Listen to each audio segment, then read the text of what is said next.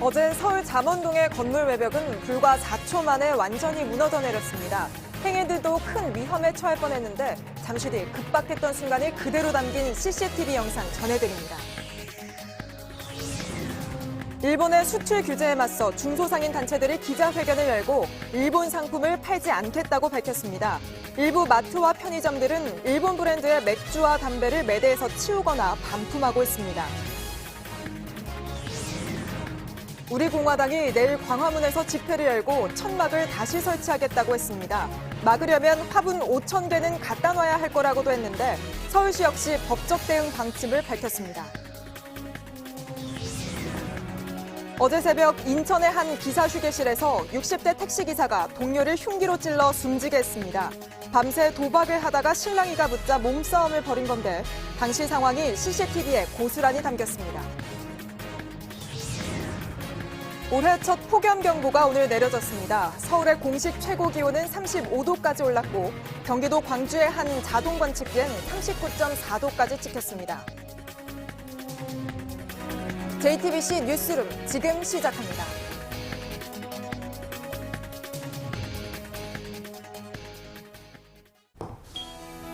공기청정기가 도로 위로 내일을 바꾸는 현대수소 전기차. 4명의 사상자를 낸 서울 잠원동 건물 붕괴 사고는 결국 또 허술한 안전관리로 인한 인재였던 정황이 속속 드러나고 있습니다.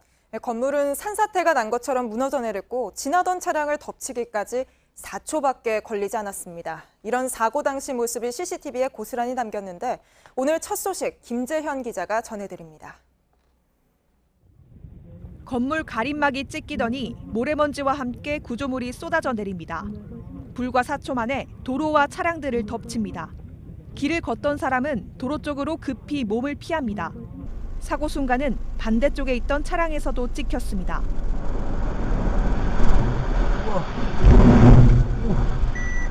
건물 외벽이 무너지고 전봇대와 가로수가 쓰러집니다.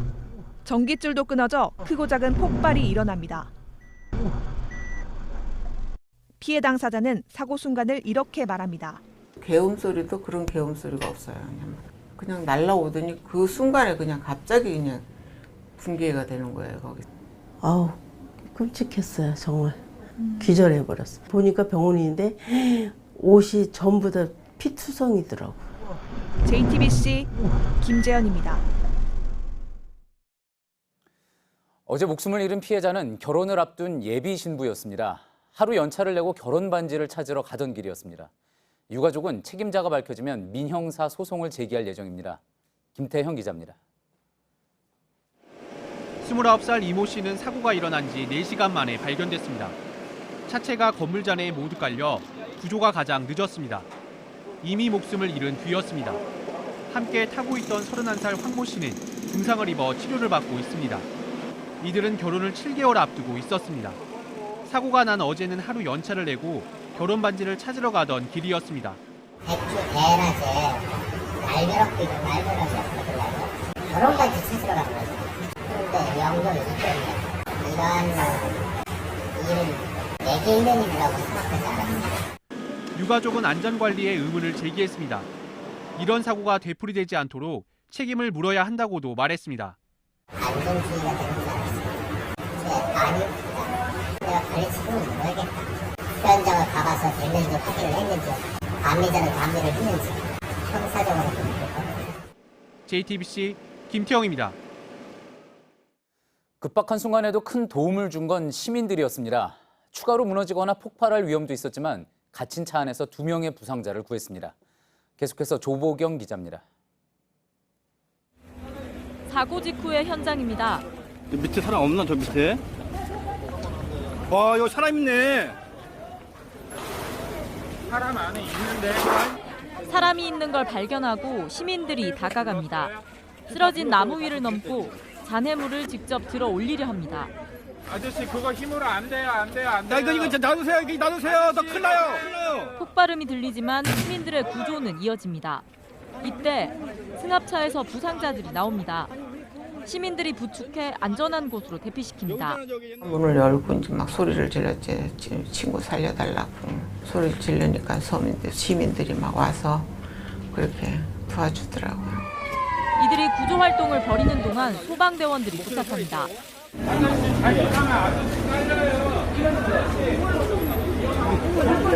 그 양반은 슈퍼맨 같아. 막 가서 그 돌덩어리를 그 철거하려고 4시간 걸렸는데 그걸 들어 올리려고 그래. 그 양반도 본능적으로 했었을 거야. 구조대원들이 도착한 뒤에도 시민들은 현장을 떠나지 못합니다.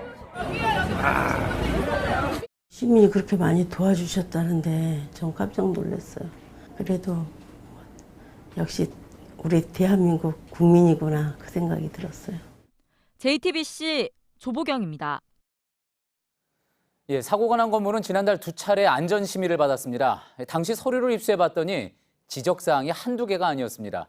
무리하게 철거에 나섰던 건 아닌지 경찰이 합동 감식을 통해 조사에 들어갔습니다. 최규진 기자입니다. 지난달 5일 서초구가 내놓은 안전심의 결과서입니다. 사고 건물을 조건부로 철거할 수 있다는 내용입니다. 우선 지하 1층을 철거하지 말아야 한다고 돼 있습니다. 또 건물 상부가 무거우니 지지대를 설치하고 잔해는 곧바로 빼내야 한다고도 덧붙였습니다. 이러한 내용을 포함해 지적사항은 16가지나 됩니다. 하지만 건물주와 철거업체는 일주일여 만에 지하 철거 계획을 다시 신청했습니다. 2차 심의에도 조건부로 통과됐지만 건물 무게에 대한 지적은 여전했습니다. 업체 측은 당시 심의 과정에서 문제가 없었다고 밝혔습니다. 다 발법했죠. 허가 없이 하신다요. 요즘 제가 대상인데. 앞서 서울시는 지난 2017년 2명이 숨진 낙원동 붕괴 사고 이후 철거 심의제를 도입했습니다. 5층 이상 건물을 철거할 땐 점검을 받고 안전 조치를 해야 한다는 겁니다. 하지만 공사 과정에서 이를 확인할 강제 규정은 없습니다. 이런 이제 심의는 어떤 통과하는 거예요. 저희가 10일 이내에 합니다. 경찰은 오늘 현장을 감식한 결과 붕괴 직전 건물이 손상된 것으로 보인다고 밝혔습니다. JTBC 최규진입니다. 한국전력의 대응도 문제였습니다. 사고 이후에 차로를 덮은 전신주의 전선에서 고압 전류가 흘렀습니다. 이 때문에 구조 작업에도 차질이 생겼죠. 하지만 사고 초기 한전은 단순 정전인 줄로 알았다고 합니다. 서효정 기자입니다. 와, 여기 사람 있네. 아저씨 여기 있지 마세요. 여기 전류 있어요. 전류 흘려요. 사고로 전선은 끊어졌지만 고압 전류는 흘렀습니다. 자칫 피해 차량에서 나온 휘발유가 닿았다면 폭발로 이어질 수도 있었습니다. 하지만 한국전력 서초지사는 15분이 지나기까지 이 일대에 단순한 정전 사고가 난 걸로 알았습니다. 전봇대가 뽑히고 전선이 끊긴 걸 알게 된 건 2시 37분 시민의 신고를 받고 나서였습니다. 어떤 사고로 정전이 일어났는지는 파악을 할 수 없던 겁니다. 한전 직원들이 현장에 온 시간은 그러고도 20분이 지난 오후 2시 57분. 전기 공급을 중단하지 못하면서 소방대원들의 구조 작업에 차질을 빚었습니다. 그러니까 전선이 없는 부분에서만 또 작업을 했겠죠, 우리 대원들도. 여기 현장에 도착해서 전기 잘라주면 그때부터 이제 내부 진입하고 그렇게 하거든요. 현재 경보 체계상 이런 일이 벌어져도 한전의 사고 내용이 전달되지 않습니다. 이런 구조를 바꾸지 않으면 한전의 늑장 대응은 반복될 수밖에 없습니다. JTBC 서효정입니다. 일본 여행 취소 인증샷부터 국민청원까지 일본의 수출 규제에 맞서서 일본권 사지 않겠다는 소비자들이 생기고 있죠. 여기에 일부 마트와 편의점 사장들까지 가세하고 나섰습니다. 찾는 사람이 많은 일본 맥주와 담배까지 손해보더라도 아예 안 팔겠다는 겁니다. 이세누리 기자입니다. 27개 단체로 구성된 중소상인 자영업자 총연합회는 오늘 일본 대사관 앞에서 일본 상품을 팔지 않겠다고 선언했습니다. 이미 사들인 제품은 모두 반품하기로 했습니다. 일본 정부에 큰 영향은 주지 못하지만 우리가 독립운동하는 그런 마음으로 움직였다는 것을 소비자가 아니라 상인들이 나서 불매운동을 벌이는 건 이례적입니다. 이미 자발적으로 나선 곳도 있습니다. 곳곳에 대형 현수막을 붙인 서울 한 식자재 마트는 어제부터 일본 제품 반품에 나섰습니다. 주로 담배와 맥주 제품입니다. 손해도 감수하겠다는 입장입니다. 괜찮습니다. 왜냐하면 손실은 당연히 일어날 거고요. 일본 정부에서 철폐할 때까지. 그래서 지금 그 보복 행위가 끝나는 날 저희도 같이 이제 끝나게 됩니다. 일부 편의점은 일본 제품을 아예 매대에서 치웠습니다. 소셜미디어에선 60여 개 일본 브랜드가 담긴 불매 리스트도 퍼지고 있습니다. 그러나 리스트에 오른 업체 중 일부는 일본과 직접 관련이 없다고 해명하는 일도 벌어지고 있습니다. 한편에선 아베 정부가 뿌린 갈등의 씨앗이 국민들 간 감정 싸움으로 번질 수 있다며 걱정하는 목소리도 나옵니다. JTBC 이선율입니다. 이렇게 상인들까지 불매운동에 나선 만큼 그렇다면 우리 정부는 어떤 대책을 갖고 있는지 궁금해지는 상황인데요. 문재인 대통령이 다음 주 이 문제를 논의하기 위해 30대 그룹 총수와 만납니다. 정부의 대책과 함께 일본을 향한 대통령의 메시지도 나올 걸로 보입니다. 이서준 기자입니다. 문재인 대통령과 30대 그룹 총수들이 청와대에서 만납니다. 청와대는 다음 주 10일 대통령과 총수들 간 간담회를 검토 중이라고 밝혔습니다. 청와대 관계자는 일본 수출 규제에 따른 어려움과 의견을 듣는 자리가 될 것이라고 설명했습니다. 일본 수출 규제에 대한 문 대통령 메시지도 이날 처음 나올 것으로 보입니다. 아베 일본 총리는 언론에 직접 나서 공격적 대응을 하지만 문 대통령은 직접 대응을 하진 않고 있습니다. 다음 주 총수들과 만난 자리에선 어려움을 겪는 기업에 대한 단기적 지원책뿐 아니라 필수 소재 부품의 국산화를 위한 장기적 대응책도 논의될 전망입니다. 기간 산업의 필수 소재 부품의 장비의 어떤 국산화를 위해서 저희들이 장기적인 노력도 할 계획을 갖고 있습니다. 김상조 정책실장과 홍남기 경제부총리도 5대 그룹 총수들과 만나는 일정을 조율하고 있습니다. JTBC 이서준입니다. 네, 사태를 이렇게 만든 일본 아베 총리는 공은 한국 측에 있다며 우리나라에 책임을 떠넘겼습니다. 한국과 전략물자 수출을 협의하는 채널이 지난 3년간 끊겼다고도 주장했지만 우리 정부 설명은 다릅니다. 윤서령 특파원입니다. 아베 총리는 어제 방송에 출연해 강제징용 재판 문제는 지금 공이 한국 쪽에 있다고 주장했습니다. 한일 청구권 협정에 따라 종지부를 찍었다는 기존의 주장을 되풀이하며 국제사회 국제법 상식을 따르라고도 했습니다. 일방적으로 경제 보복 조치를 내놓고서도 우리 측에만 책임을 묻고 있는 겁니다. 일본은 한국과의 전략물자 관리에 대한 의사소통 채널이 최근 3년간 끊겼다고도 주장했습니다. 2년마다 열려야 할 한일 당국 간 회의가 2016년을 마지막으로 열리지 않고 있다는 겁니다. 그러는 사이 반도체 재료 수출에 부적절한 사안이 계속되고 있다고 강변했습니다.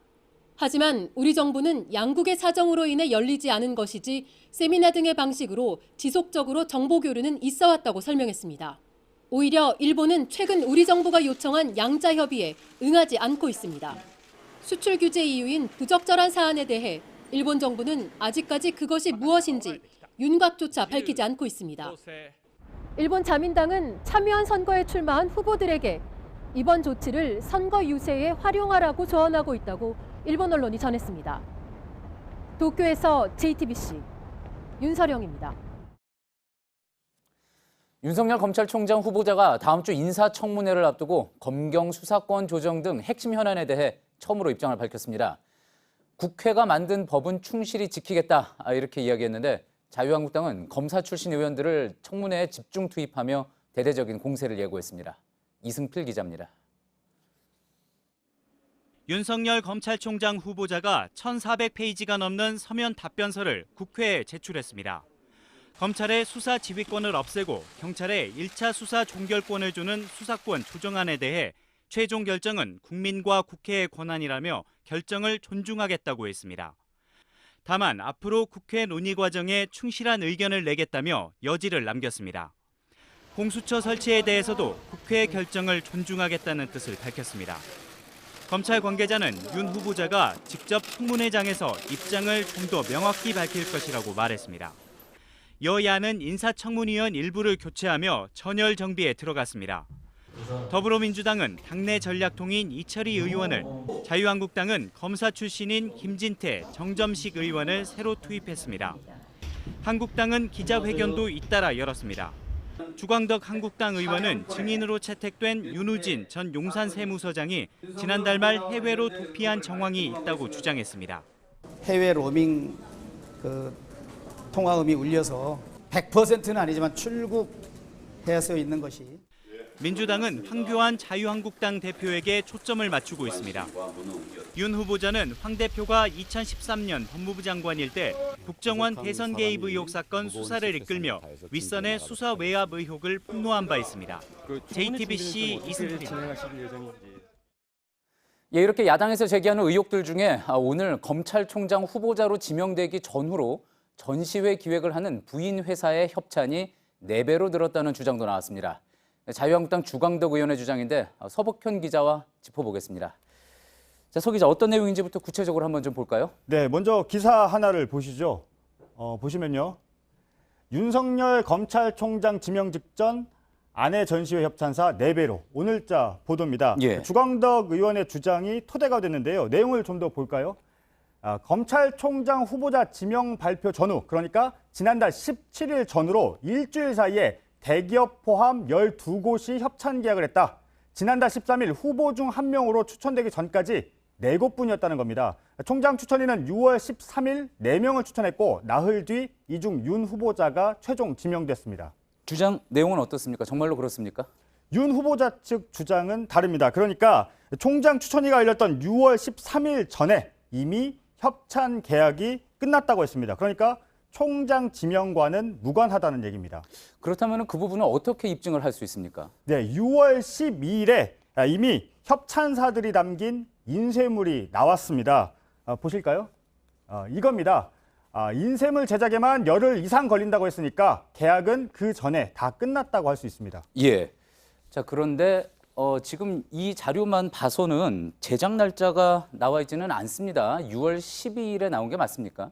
네, 그래서요. 추가로 물어봤습니다. 그랬더니 인쇄업체에 납품 확인서가 있었습니다. 보시죠. 6월 12일에 인쇄물이 납품이 모두 완료됐습니다. 6월 13일 전까지 협찬사가 4곳에 불과했다는 주 의원의 주장과 결국 맞지 않습니다. 그렇군요. 자, 주 의원은 이에 대해서 또 뭐라고 이야기를 했습니까? 반박이 있었습니까? 네, 윤 후보자 측이 이렇게 반박을 하니까 주 의원은 전시회 포스터를 제시를 했습니다. 2개를 제시했는데요. 한번 보시죠. 5월 17일부터에 게시된 이 포스터엔 협찬사가 적은데 6월 13일 포스터부터 많아졌다는 겁니다. 그런데 이 포스터는 오히려 윤 후보자 측 주장을 뒷받침합니다. 6월 13일 포스터라면 협찬 계약은 이미 그 전에 끝났다는 얘기죠. 특히 포스터를 보면 6월 13일부터는 전시회가 이미 시작이 됐습니다. 6월 13일은 단지 포스터가 바뀐 날짜일 뿐입니다. 그렇군요. 지금 의혹 제기와 반박이 이렇게 탁구를 치듯이 계속 예. 오가는 그런 모습인 건데 어떻습니까? 이 부분에 대해서 또 주 의원 측의 반박이 있었습니까? 네, 주 의원 측이 오늘 새롭게 또 밝힌 내용이 있었는데요. 내용을 보면요.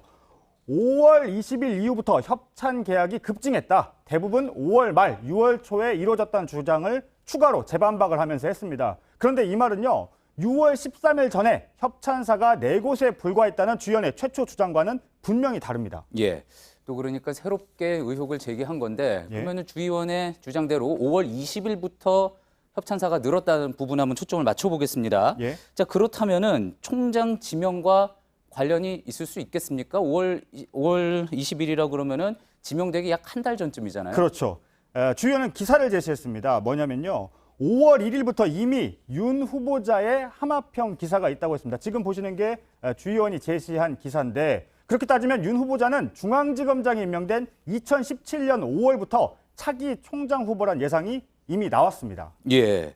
자, 그렇다면 2년 전인데요. 예. 2년 이상이 흘렀는데 그 말대로라면은 총장 후보자가 아니더라도 예. 중앙지검장이라는 자리 때문에 부인의 협찬에 영향을 줄 수 있다. 이런 주장으로 또 바뀔 수도 있겠군요. 그런 의문이 제기될 수 있는데요. 그래서 추가로 한 번 더 확인을 해봤습니다. 예. 해당 언론사의 기사를 다시 한번 보면요. 통상 미술 전시회 협찬이 4-5개 수준인데 이례적이라는 익명의 문화계 관계자의 말을 인용을 했습니다. 그래서 윤 후보자 측에 확인을 요청했더니요. 국정원 댓글 수사 이후 그러니까 고검 검사로 좌천됐을 때도 협찬사는 10곳이었습니다. 당시는 윤 후보자가 박근혜 정부 청와대와 맞서다시피 할 때인데 곧 사표를 쓸 거란 예상이 많았을 때입니다. 그리고 무엇보다 이 사건의 본질은 협찬사 개수가 아니라 윤 후보자가 검사의 지위를 이용해 협찬에 개입했느냐인데 현재까지 그런 단서는 없습니다. 그렇군요.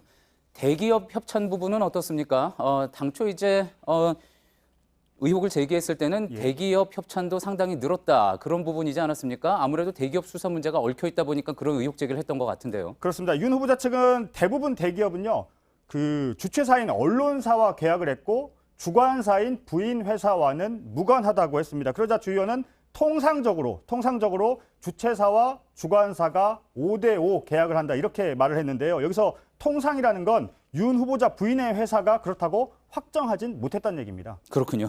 자, 마지막으로요. 부인 회사가 이제 협찬사의 계약 내용을 국회에 제출하지 말라고 했다. 주 의원 측에서는 이 부분도 지금 문제를 삼고 있죠. 그렇죠. 그런데 윤 후보자 부인의 회사 측은 동의 없이 개인 혹은 회사 정보를 국회에 제출해선 안 된다는 입장입니다. 오히려 주 의원 측 요청을 받은 금감원과 국토부가 부처의 힘을 이용해 감독 대상인 민간업체의 계약 자료를 요구하는 게 법적인 문제가 될 수 있다. 이런 주장을 하고 있습니다. 예, 잘 들었습니다. 서복현 기자였습니다. 2017년 국정농단 사건에 대한 수사가 진행될 당시 일부 단체들이 박영수 특별검사 집 앞에 몰려가 항의 시위를 했습니다. 특히 자유청년연합 장기정 대표는 야구방망이를 휘두르며 위협을 하기도 했는데 수사가 시작된 지 2년 만에 오늘 재판에 넘겨졌습니다. 여성국 기자입니다. 박근혜 전 대통령과 최순실 씨의 국정농단 의혹 수사가 한창인 2017년 2월. 박영수는 잘 들어야 합니다. 당신 언제 딸지 몰라. 제가 꼭 응징합니다. 친박단체 회원들이 수사를 지휘한 박영수 특별검사 집 앞에서 집회를 엽니다. 야구방망이를 흔들고 욕설과 위협이 이어집니다. 상황이 심각하자 박 특검은 법원에 자신의 집 주변에서 집회 시위를 할 수 없도록 신청했습니다. 집회를 주도한 건 친박단체인 자유청년연합 대표 장기정 씨. 당시 경찰은 장 씨를 수사해 검찰에 넘겼습니다. 장 씨는 수사가 시작되고 2년 만에 법정에 서게 됐습니다. 적용된 혐의는 특수공무 집행방해와 모욕, 명예훼손 등입니다. 이와 함께 윤석열 서울중앙지검장의 자택 앞에서 협박방송을 한 유튜버 김상진 씨도 공범 10여 명과 함께 이번 달 중순 이후 재판에 넘겨집니다. JTBC 여성국입니다. 우리 공화당 측이 트럼프 대통령 방한 때 거뒀던 천막을 다시 설치하겠다고 예고했습니다. 서울시는 지금 광화문 광장에 가져다 놓은 대형 화분을 이들이 치우면 배상을 요구하겠다고 경고했습니다. 강희연 기자입니다.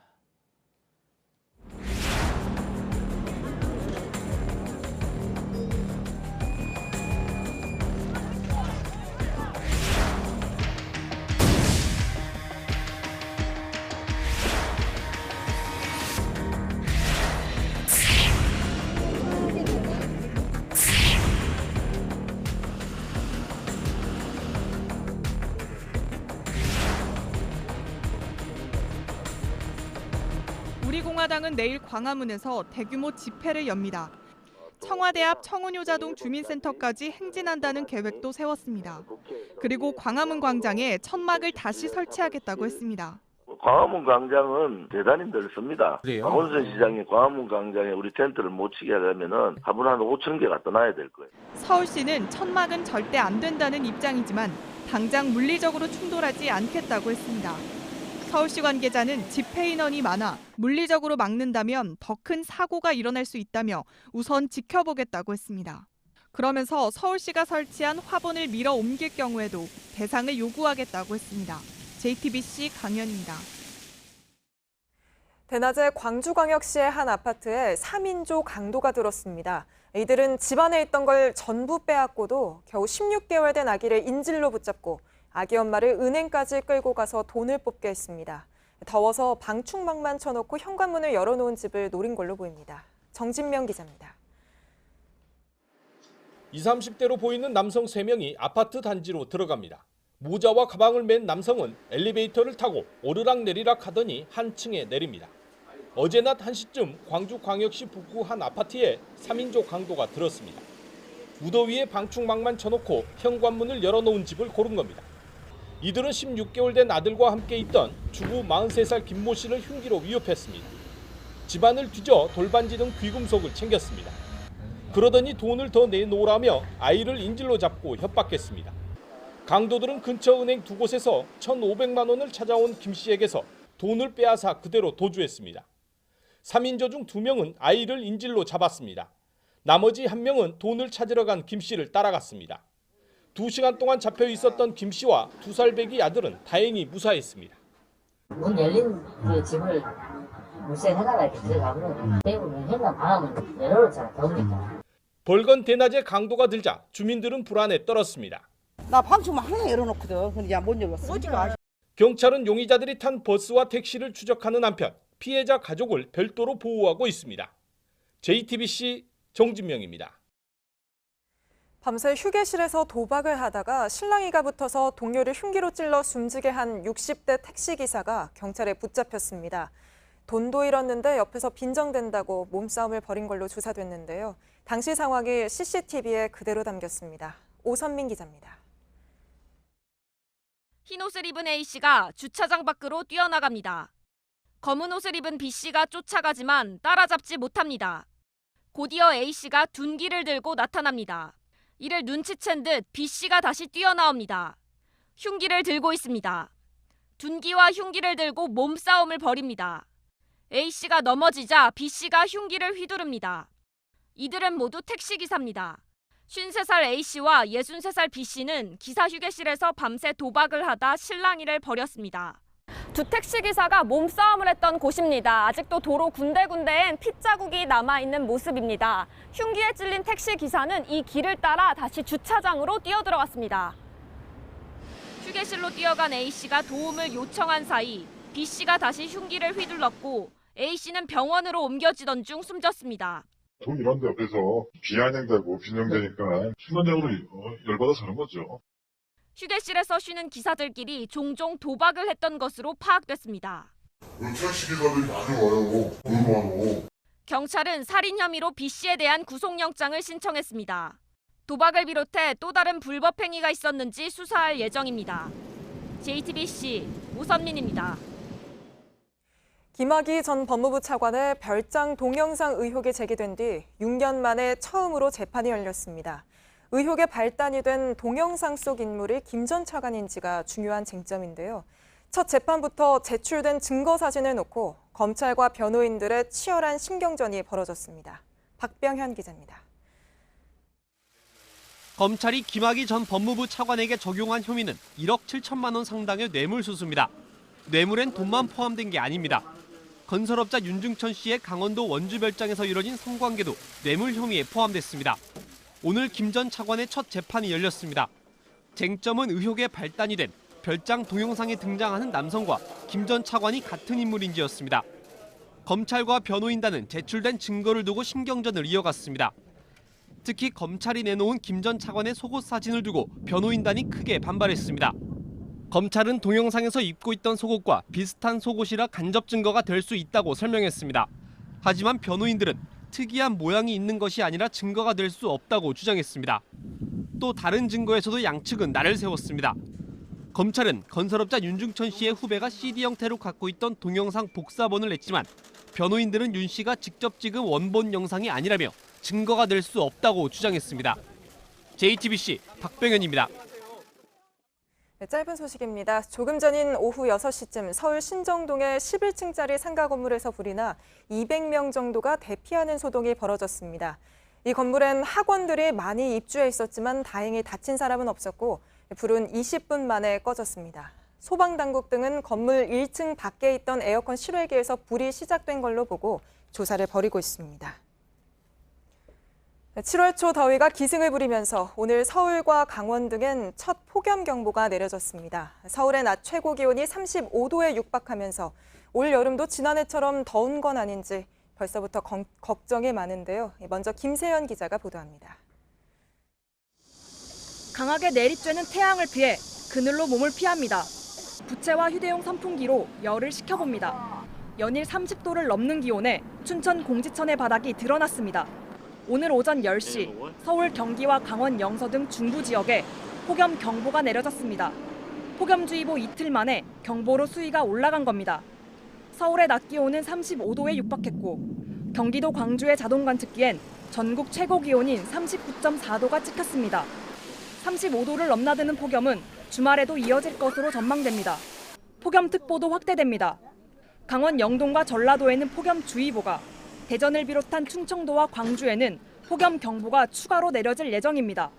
기상청은 영유아나 야외 활동이 많은 사람들의 더위 체감 지수도 전국 대부분 지역에서 위험 단계까지 치솟을 것으로 보고 있습니다. JTBC 김세연입니다. 우선 이번 주말은 오늘처럼 더울 걸로 보이는데요. 취재 기자와 좀 더 이야기 나눠보겠습니다. 박상욱 기자가 나와 있습니다. 자, 박 기자. 서울에서 첫 폭염 경보가 발효된 건 이번이 처음인 것 같은데 어떻습니까? 네, 저희가 이 폭염특보제가 시행된 2008년부터 오늘까지 이 모든 사례들을 살펴봤습니다. 네. 첫 경보 지역, 서울이었던 건 이번이 처음입니다. 자, 지난 3년간 첫 폭염 경보를 살펴보면요. 2016년엔 전북 익산과 경기 남부, 2017년엔 광주, 지난해엔 대구에 첫 경보가 내려졌습니다. 오늘 서울에서 만들어진 기록은 또 있습니다. 서울에 내려진 폭염 경보 가운데 가장 이른 건데요. 2016년엔 8월 3일, 이후엔 7월 20일 이렇게 점차 앞당겨지다가 올해는 7월 5일, 바로 오늘 첫 경보가 내려졌습니다. 이렇게 폭염 경보가 계속 앞당겨지고 있는 건데 갑자기 이렇게 이례적인 상황이 생겨나는 건 왜 그런 겁니까? 자, 이번 더위의 배경엔 한반도 주변에 기압 배치가 있다라고 설명을 할 수가 있습니다. 네. 이번 더위는 뜨겁고 습한 북태평양 고기압이 아니라 그 위에 있는 다른 고기압에서 비롯됐습니다. 여기서 덥고 건조한 동풍이 불어온 건데요. 온도를 나타낸 지도를 살펴보면 그 영향이 뚜렷이 드러납니다. 평년 기온보다 높으면 붉게, 낮으면 파랗게 표시가 되는데 현재 한반도뿐 아니라 중국 중북부 지역 역시 평년보다 5도 안팎 높은 기온을 보이고 있습니다. 이게 가장 궁금한 것 같은데요. 이번 더위는 좀 언제까지 이어진다고 보면 될까요? 적어도 오는 주말까지는 또 길게는 다음 주 초까지 계속해서 더울 걸로 예상이 됩니다. 이번 더위의 관건 바로 북태평양 고기압과 장마전선에 달려 있습니다. 이 장마전선이 올라오면 이렇게 비를 뿌리게 되고 또 구름이 끼게 되는 만큼 기온이 오르기는 어려워지겠죠. 네. 기상청은 현재 일본 남쪽에 위치한 장마전선이 조금씩 올라오면서 이 주말에 남부와 또 동해안 지방에 비가 올 것으로 내다봤습니다. 하지만 강수량은 10에서 20mm에 그칠 전망이고 장마전선의 영향을 받지 않는 중부나 또 다른 내륙 지방은 다음 주 초까지 더울 거란 예보입니다. 오늘 이렇게 폭염이 찾아오면서 제일 걱정됐던 부분이 지난해처럼 올 여름도 더운 건 아닌가 이런 거였는데 어떻습니까? 기상청은 작년만큼은 아닐 것이다라는 이 기존의 전망을 그대로 유지하고 있습니다. 네. 그렇다고 긴장의 끈을 놓긴 어려워 보입니다. 일단 지난 5월에 전국 곳곳에서 이 때이른 폭염이 찾아오면서 5월 평균 폭염일수 최근 40년 새 두 번째로 많았습니다. 여기에 지구촌 곳곳에서 나타나고 있는 이례적인 폭염도 신경이 쓰이는 부분입니다. 인도에선 최근 50도의 폭염이 찾아왔고 프랑스에선 사상 최고인 45.9도가 기록됐습니다. 우리나라만 이 같은 기상이변을 피할 수 있을 거다 이렇게 장담할 수는 없는 상황입니다. 네, 잘 들었습니다. 박상욱 기자였습니다. 네, 오늘 오후 북한산 둘레길 영상을 한번 보시죠. 한 시청자가 제보해 주신 건데요. 몸통이 흰 나방 수십 마리가 떼를 지어서 어지럽게 날아다닙니다. 나비처럼 생겼지만 외래종 매미 나방입니다. 보통 7월에서 8월에 성충이 느는데 지난해 줄었다가 올해 다시 늘어났습니다. 국립공원관리공단은 북한산뿐 아니라 지리산 등 전국적으로 매미 나방이 출현하고 있다고 설명했습니다.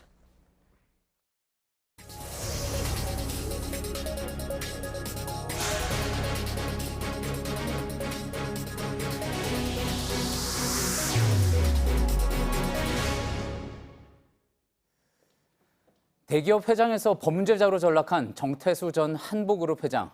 결국 지구 반대편에서 다른 사람의 이름으로 생을 마쳤습니다. 하지만 죄의식은 없었던 건지 10년 넘는 도망자 생활 중에 자서전까지 준비했다고 합니다. 추가로 드러난 정 전 회장의 도피 행적을 이도성 기자가 전합니다. 자금이라는 거는 주인인 내가 알지. 무섬이 어떻게 합니까?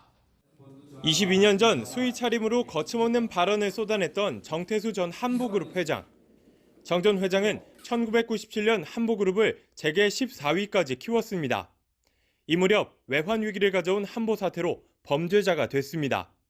법원에서 징역 3년이 선고됐지만 2007년 치료를 받겠다며 해외로 나갔습니다.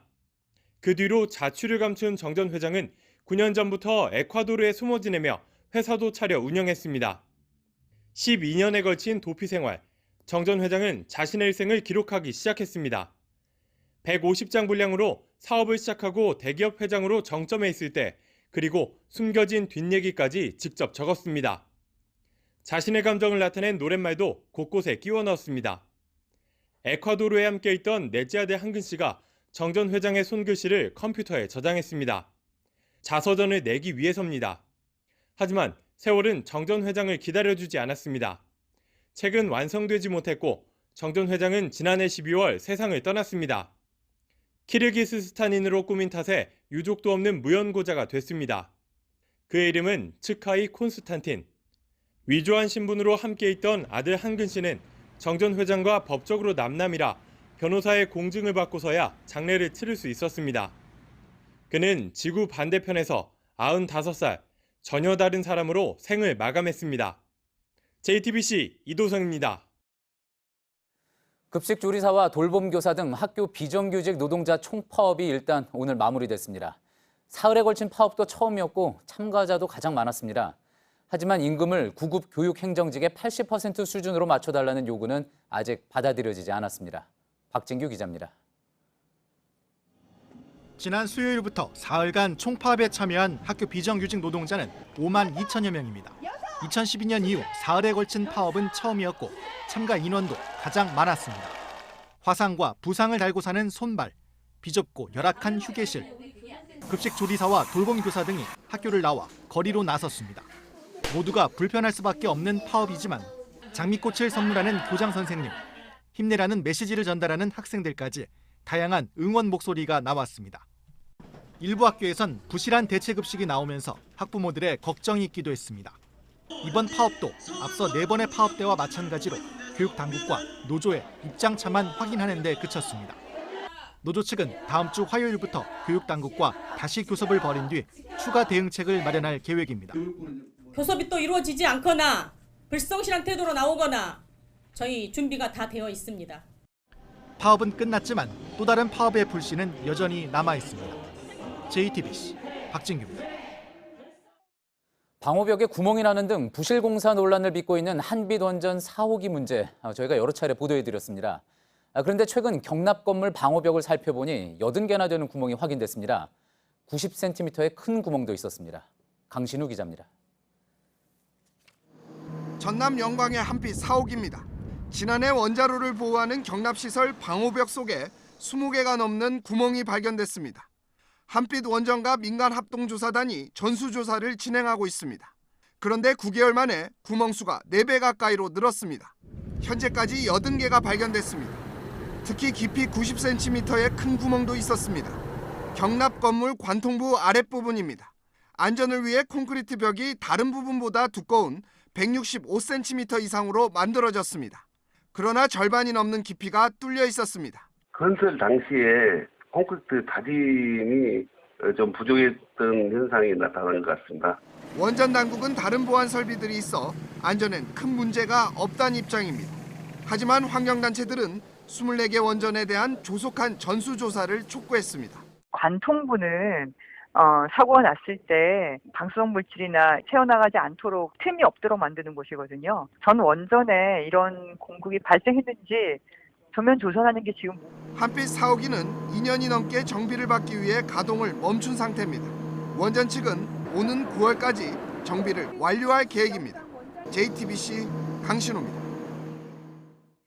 미국 독립기념일 행사가 트럼프 대통령의 선거용 호화쇼라는 논란 속에서 전투기와 탱크를 동원해 대규모로 치러졌습니다. 행사를 반대하는 시위도 잇따르면서 트럼프 지지자들과 충돌도 빚어졌는데요. 워싱턴에서 임종주 특파원이 전해드립니다. 미국 통합의 상징 링컨 기념관 앞을 가득 메운 관중들. 위풍당당하게 자리한 미군 주력 탱크 에이브럼스. 그 위를 전투기와 폭격기의 기념 비행이 수를 놓습니다. 대선용 이벤트라는 비판을 의식한 듯 연설은 애국심 고취에 초점이 맞춰졌습니다. Our nation is stronger today than it ever was before. It is its strongest now. 기념식에 이어 불꽃놀이가 워싱턴 하늘을 뒤덮었습니다. 지난해의 2배 규모입니다. 반대 시위도 잇따랐습니다. 백악관 앞에서 성조기 소각 시위를 벌이다 2명이 체포됐습니다. 트럼프 지지자와의 충돌도 빚어졌습니다. 트럼프 대통령을 조롱하는 인형도 등장했습니다. We, the taxpayers, are paying for it for Donald Trump to use our military as a prop, and that's just not right. 트럼프 대통령은 넉 달 전 쇠락 지역 탱크 공장을 찾아 자신이 아니었으면 문을 닫았을 것이라며 치적을 홍보했습니다. 이곳 외교 소식통은 이번 행사에 탱크와 전투기 동원에도 일자리 창출이라는 경제 성과를 부각하려는 의도가 깔려 있다고 분석했습니다. 또 정치적 언급은 피했지만 행사 자체가 트럼프 자신이 강력한 사령관이자 결단력 있는 지도자임을 웅변했다고 현지 언론은 보도했습니다. 워싱턴에서 JTBC 임종주입니다. 미국 캘리포니아 남부에서 규모 6.4의 강진이 발생했습니다. 20년 만에 가장 강력한 지진인데요. 다행히 진앙이 인구가 밀집된 지역을 비껴가서 인명피해는 없었지만 240km 떨어진 LA 도심에서도 진동이 느껴질 정도였습니다. 김혜미 기자입니다. 집이 흔들리면서 집기가 나뒹굽니다. 마당의 수영장 물도 심하게 흔들립니다.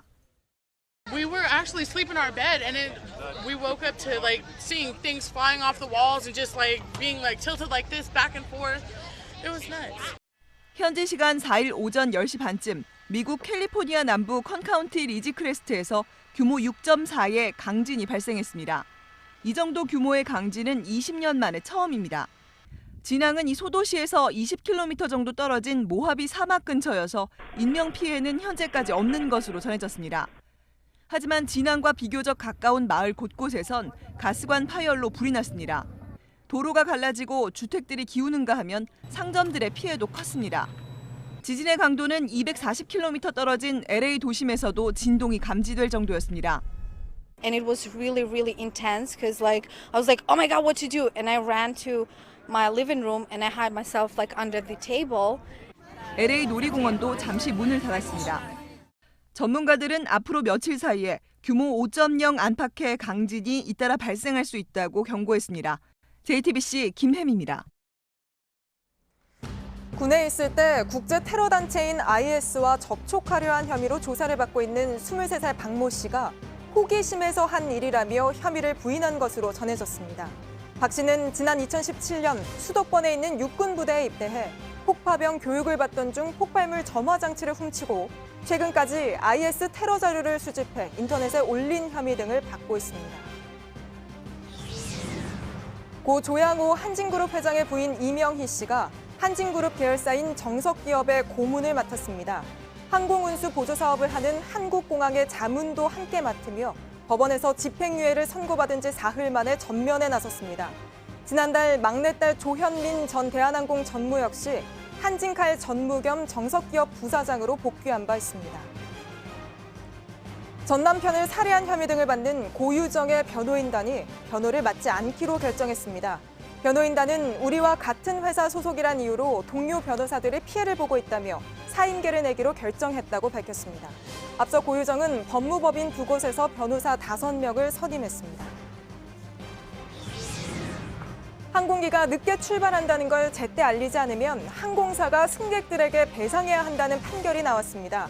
서울 동부지방법원은 지난해 1월 8시간 넘게 항공기를 출발시키지 않고 미리 알리지도 않은 필리핀 에어아시아 항공에 승객 1인당 30만 원씩 배상하라고 선고했습니다.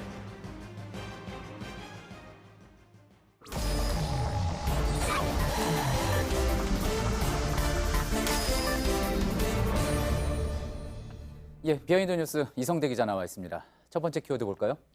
네, 첫 번째 키워드 보겠습니다. 네, 친박은 지정생존자. 예, 지정생존자. 미국 드라마 좋아하시는 분들은 아마 익숙하게 잘 아실 텐데 이제 뭐 테러 같은 비상 상태에 대비해서 안전하게 보호받는 대통령 계승 순위자를 이야기하는 거잖아요. 무슨 얘기입니까? 네, 일단 오늘 하루 종일 한국당은 예결위원장 선정을 놓고 시끄러웠습니다. 임기가 보장됐죠. 비박계 복당파인 황영철 의원 대신 2년 전에 재보궐로 돌아온 원조 친박 김재원 의원이 당선이 됐기 때문입니다. 자, 황교안, 나경원 지도부 체제 이후에 그동안 숨죽였던 친박계가 빠르게 당의 주류로 올라서고 있는 상징적인 모습이라는 분석도 있는데 자, 무슨 일을 겪든지 간에 친박계는 지정 생존자처럼 반드시 살아남는다. 뭐 이런 분석으로 볼 수 있는 겁니다. 약간 설명이 좀 필요할 것 같은데 지금 이 부분이 논란이 됐던 거는 지난해 7월, 그러니까 작년 이맘때였죠. 한국당이 의총을 열고 황영철 의원이 올해부터 내년 총선 때까지 예결위원장을 맡는다 이렇게 의결을 하지 않았습니까? 그런데 이제 김재원 의원이 자신도 하겠다 이렇게 나서면서 결국은 경선으로 결정을 하게 되고 그리고 이제 황 의원이 사퇴를 한 건데 아무래도 뭐 황 의원 입장에서는 당황스러울 수밖에 없는 상황이긴 합니다. 그렇습니다. 그러니까 나경원 지도부가 원래대로 기존 합의대로 만약에 했다면 문제가 없는데 굳이 김재원 의원의 의견을 반영해주면서 논란이 생긴 거죠. 자, 그렇다 보니까 지난해 약속된 임기에서 채 1년조차 하지 못하고 사실상 예결위원장직을 강제 반납당하게 된 황영철 의원 목소리를 높였습니다. 직접 한번 들어보시죠. 예. 올바른 리더가 아니었기 때문에 그런 결정을 내렸다고 생각해요. 그런 것들을 나경원 대표는 하지 못했어요. 그런 측면에서 나경원 대표의 리더십을 저는 인정할 수가 없습니다. 예, 리더로 인정하지 못하겠다. 상당히 격앙된 모습이군요. 어쩌면 또 이번 일로 자유한국당 내의 계파 갈등의 불씨가 살아날 수도 있겠다 이런 이야기가 나오는 것 같습니다. 그렇습니다. 일단 이번 사건의 근저에는 밑바탕에는 친박계 지지로 원내대표에 당선된 나경원 원내대표가 친박계를 위해서 자리를 만들어준 게 아니냐 이런 분석들도 나오고 있습니다. 자, 참고로 김재원 의원과 나경원 원내대표는 예전부터 가까웠던 사이입니다. 대학교 선후배 관계인데요. 김 의원이 대학교 후배입니다. 그래서 과거에는 사석에서 누나라고 부르기도 했다고 얘기한 적이 있습니다. 특히 2014년 7월이었죠. 동작구, 서울 동작구 재보궐선거 당시에 김재원 당시 원내수석이 나경원 후보는 다른 후보들보다 압도적으로 인품이 훌륭하다라고 얘기해서 야당의 반발을 샀는데 당시 야당의 후보가 고 노회찬 후보, 그다음에 기동민 의원이었습니다. 예, 분명히 뭐 나왔던 기사들을 봐는 둘이 친밀한 관계인 것은 분명한 것 같군요. 그런데 이제 얼마 전에 나경원 원내대표 여당과 이제 국회 정상화 합의를 해서 그랬는데 이제 의총에서는 인준을 못 받아서 사실상 리더십에 상당한 타격을 받지 않았습니까? 이번에도 황영철 위원으로부터 리더십을 인정하지 못하겠다 이런 이야기를 또 듣게 된 거군요. 그렇습니다. 그런 셈인데 참고로 어제였죠. 교섭단체 대표 연설에서 영국의 언론이었던 이코노미스트의 기사를 인용하면서 문 대통령을 신독재자다라고 강력하게 비판을 했었는데 공교롭게도 하루 만에 당 내에서 나 원내대표가 동료 의원들로부터 비슷한 비판을 받게 된 상황이 됐습니다. 예. 두 번째 키워드 볼까요? 자, 두 번째 키워드 보겠습니다. 자, 북한도 사용한 그 단어. 예. 어떤 단어이길래 키워드로 뽑아온 겁니까? 자, 어떤 단어인지는 바로 북한의 선전 매체입니다. 우리민족끼리가 오늘 성명을 냈는데 한번 보시겠습니다. 자, 이렇게 오늘 국내 한 보수 언론을 비판하면서 이런 얘기를 했습니다. 남조선 보수 언론들은 그냥 그대로 읽겠습니다. 반통일 세력의 나팔수가 돼 자신들의 공화국을 비방중상하고 동족 대결에 앞장서고 있다. 이렇게 얘기를 하면서 또 이렇게 얘기를 했습니다. 분열에 기생하는 쓰레기 언론, 기레기로만 많은 사람들의 지탄을 받아왔다라고 이야기를 했습니다. 예, 북한도 사용한 그 단어가 바로 이 단어인 거군요. 이 세월호 참사 이후에 이제 왜곡 보도하는 일부 기자, 언론을 비판하는 용어로 만들어진 거였죠. 사실 뭐 언론계에 종사하는 저희들 입장에서도 항상 저희를 되돌아보게 하는 또 그런 단어이기도 한데 북한에서는 그나저나 이 단어를 왜 사용한 겁니까? 그렇습니다. 남측에서 사용된 이 단어를 왜 사용했느냐. 최근에 한 언론 심포지엄에서 이른바 김혁철이 총살당했다. 이런 보도에 대한 비판적인 평가를 했는데 바로 이 북한 매체가 그에 대한 소식을 전하면서 이런 얘기를 했습니다. 이에 따라서 아마 김혁철 총살설이 오보다라는 걸 비판한 걸로 보이는데요.